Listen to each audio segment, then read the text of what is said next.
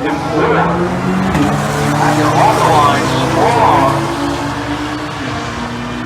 Direct road, immediate torque is 0 miles per hour, and he takes it. And that's actually 10.87. Power with the wrangles. That's the engine, that's not the electric return.